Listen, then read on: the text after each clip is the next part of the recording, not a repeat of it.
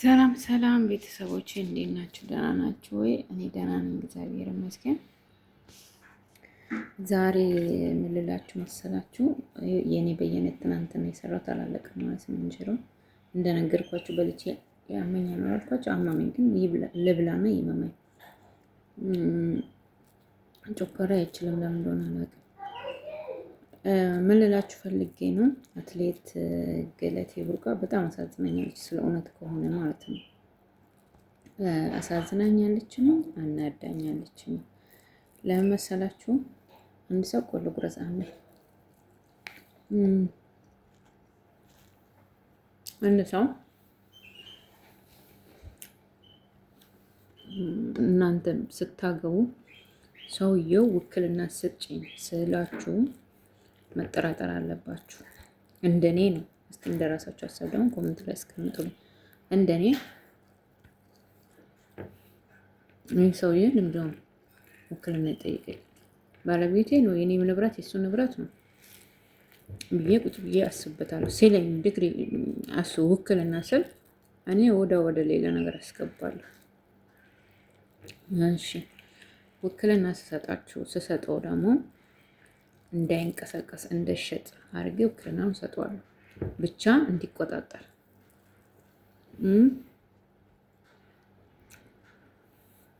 እንደ ሰው አድርጌ ነው የምሰጠው ማለት ነው።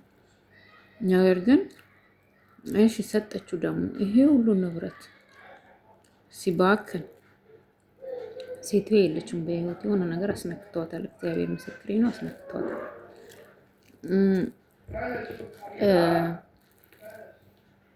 ሌላ ደግሞ ይሄ ሁሉ ንብረት የሁሉ መኪና ሲባክን የት ነበረች? እኔ እሷም ቢሆን ንብረቴን እከታተላለሁ። ያው በነገራችን ላይ እኛ ሴቶች ከወደድን ከልባችን ነው፣ ታውቃላችሁ። ወንዶች ሌላ ልብ ደብቆ ነው የሚወዱት። እኛ ግን ከወደድን ሁሉም ነገሩ ነው የምንሰጠው። በሰውም አልፈርድም፣ ግን እከታተላለሁ። ገባ? ይህ ሰውዬ እኔ ባለ ንብረት ስለሆንኩኝ ይህ ሰውዬ ንብረቴን ነው የፈለገው እኔን የፈለገው ብዬ ቼክ አደርጋለሁ መጀመሪያ። ከዛ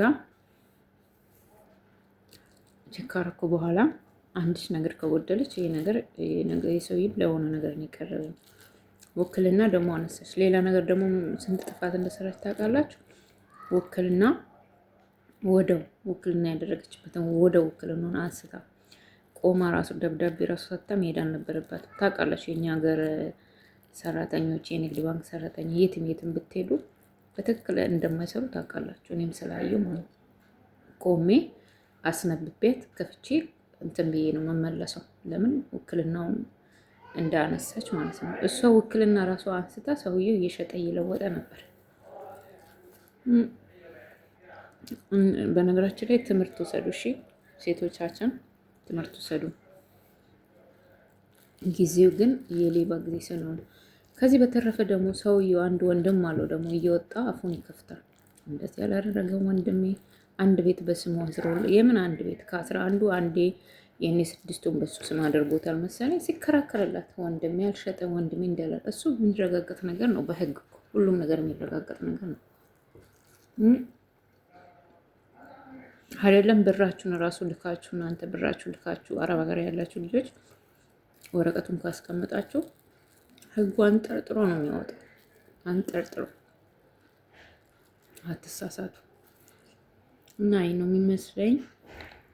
እናንተ ደግሞ ሀሳባችሁን ስጡበት።